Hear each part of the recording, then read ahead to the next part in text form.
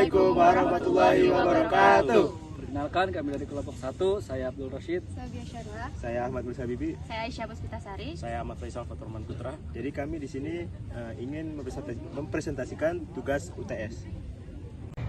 Otto Rank merupakan sosok yang telah meletakkan dasar bagi penemuan teori motivasi, teori reaksi, dan teori ancaman. Otto Rank menjadi salah satu psikologi yang membahas mengenai tema mitologi, sastra, seni, dan agama. Ia dianggap sebagai salah satu pendiri psikologi transpersonal. Beberapa karya utamanya ialah Art and Artist, Truth and Reality, dan Will Therapy. Salah satu yang dikaji oleh Rank ialah menyangkut persoalan lahirnya mitos. Menurut Rank, mitos sangat mudah dipahami. Mitos adalah alat yang digunakan berbagai kebudayaan yang berbeda-beda untuk mengekspresikan pengalaman-pengalaman masa kecil komunal. Mitos mencerminkan keinginan yang ada dalam setiap diri manusia untuk kembali ke saat-saat nyaman dan damai. Saat kita masih menganggap orang tua kita sempurna dan memberikan yang terbaik kepada kita, kotak atau keranjang dalam mitos menyimbolkan rahim, sedangkan air menyimbolkan kelahiran. Binatang atau manusia telah binatang menyimbolkan orang tua. Pembalasan dendam adalah tanda kemarahan terhadap tindakan orang tua yang tidak memperhatikan kita. Teori Otto Rank. Yang pertama ada trauma lahir. Otto Rank merupakan tokoh yang memperkenalkan dan mengembangkan istilah trauma lahir. Istilah ini kemudian digunakan oleh Sigmund Freud sebagai dasar dari semua jenis kecemasan. Freud meyakini bahwa trauma lahir merupakan suatu prototipe yang secara umum sesuai untuk semua jenis kecemasan. Yang kedua, kemandirian manusia. Otto Rank menganggap manusia sebagai makhluk yang kreatif dan produktif. Manusia memiliki kebutuhan untuk mandiri, karenanya manusia tidak dapat tertekan dan dikuasai oleh ketidaksadarannya. Yang ketiga ada psikoterapi. Ketertarikan Otto Rank terhadap psikologi merupakan pengaruh dari pekerjaan Carl Gustav sebagai psikolog. Otto Rank kemudian meminati mitologi, seni, dan cerita yang dapat dikaitkan dengan psikologi. Ia kemudian membuat metode psikoterapi yang mengutamakan pengalaman mengenai tempat sekarang dan waktu sekarang. Ketika bekerja dalam ruangannya, Otto Rank menjadikan pasien secara langsung sebagai rekan dalam keterlibatan pada kesadaran akan energi. Hal ini dilakukannya karena keyakinannya bahwa manusia harus terhubung ke sesuatu yang lebih besar daripada mereka. Psikoterapi Otto Rank ini sangat mempengaruhi pendiri psikologi Gestalt, yaitu Fritz Perls. Selanjutnya ada Rolema yang lahir pada 21 April 1909 dan meninggal pada 22 Oktober 1994. Ia adalah seorang psikolog eksistensial dari Amerika Serikat paling terkenal. Ia melakukan penafsiran ulang dan penyebutan istilah-istilah baru terhadap istilah-istilah lama dalam eksistensialisme seperti takdir, yang merupakan padanan dari keterlemparan, dan keberanian, yang merupakan padanan dari otentisitas. Dia adalah satu-satunya psikolog eksistensial yang membicarakan tahap-tahap perkembangan, tetapi bukan dalam pengertian Freudian. Tahap-tahap tersebut yaitu, yang pertama, tahap kepolosan, yang merupakan tahap prakesadaran diri yang ada pada bayi, artinya perilaku yang dilakukan bayi ini tidak bisa dianggap baik ataupun jelek. Yang kedua ada tahap pemberontakan, yaitu tahap di mana kesadaran diri anak-anak dan remaja mengalami perkembangan ke arah perlawanan dengan orang dewasa. Pribadi pemberontak menginginkan kebebasan tanpa memahami apa tanggung jawab di balik kebebasan tersebut. Yang ketiga ada tahap awam, adalah tahap kesadaran diri orang dewasa yang normal. Pribadi tahap ini belajar bertanggung jawab namun merasakan beban yang terlalu berat sehingga berusaha berontak dari nilai-nilai tradisional. Lalu yang terakhir yaitu tahap kreatif, adalah tahap kedewasaan yang telah melampaui ego dan berusaha mencari aktualisasi diri.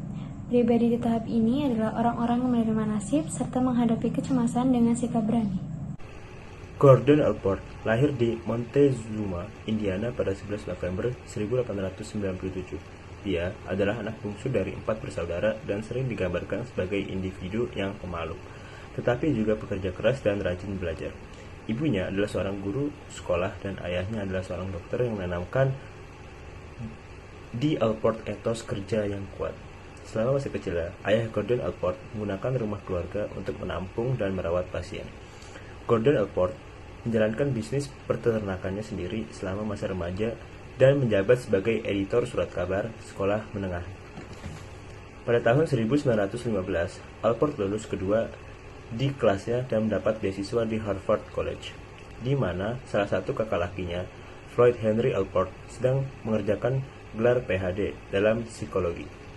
Setelah mendapatkan gelar sarjana dalam bidang filsafat dan ekonomi dari Harvard pada tahun 1919, Gordon Allport melakukan perjalanan ke Istanbul, Turki untuk mengajar filsafat dan ekonomi. Setelah 1 tahun mengajar, ia kembali ke Harvard untuk menyelesaikan studinya. Gordon Allport meraih gelar PhD dalam psikologi pada tahun 1922 di bawah bimbingan Hugo Munstenberg.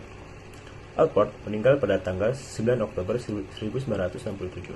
Selain teori sifat kepribadiannya, ia meninggalkan bekas yang tak terhapuskan pada psikologi.